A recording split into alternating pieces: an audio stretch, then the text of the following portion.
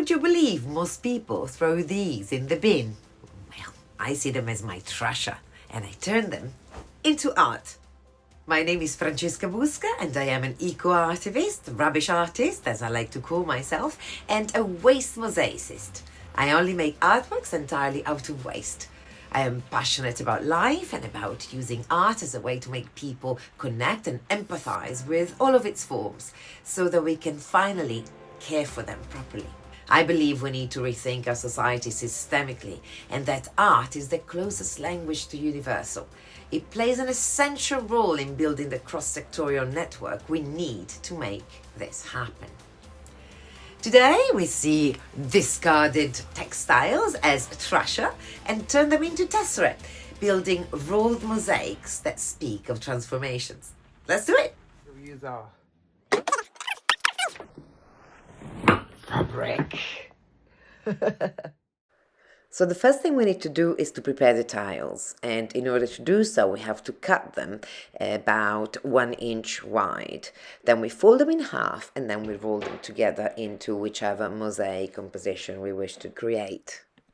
Working with limited palettes forces creativity, of course, and to blend colors like red and blue to suggest purple, use rolls of similar thickness and keep them thin, otherwise the effect breaks down up close.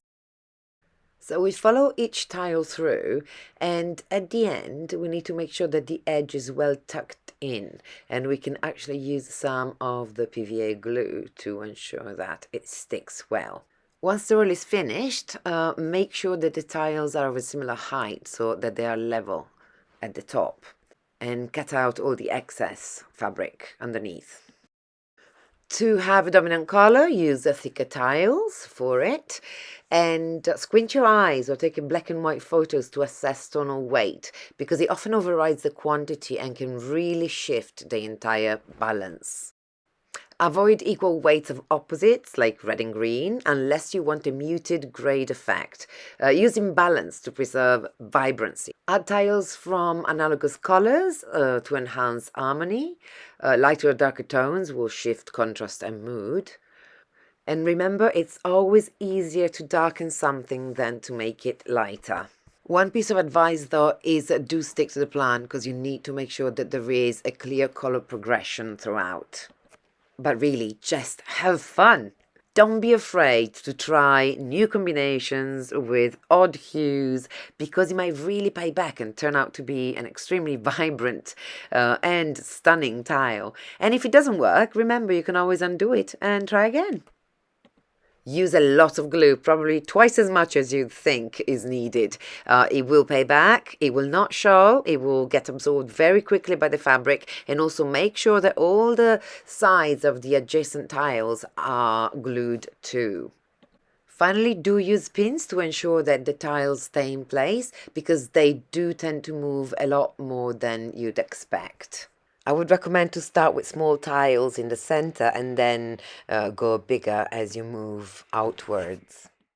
This is Sève, layers that flow from warm coral and burgundy through grey into teal and forest green, a gradient that refuses single definition. Spotted at a South Bank poetry slam, they wear a weathered denim jacket over flowing fabrics in complementary hues, vintage boots and a knowing smile. Silver rings on every finger catch the light with each passionate gesture, suggesting someone who's done the work of becoming exactly who they are: a writer, a community organizer, or an artist. From the Characters series, which is a groundbreaking series of abstract portraits made entirely from waste. Each piece imagines a character whose personality emerges from the colors and materials used, transforming Trashure into traits. Each a celebration of fluidity, possibility, and unapologetic presence. This body of work is a radical act of eco-artivism and inclusion. It honors critical thinking and celebrates difference, challenging conformity through fluid forms and reclaimed textures. Circles, never straight lines, shape each composition, echoing the organic, non-linear nature of life and identity. Each portrait asserts bodily autonomy and offers a visual philosophy that refuses to conform. So who is yours?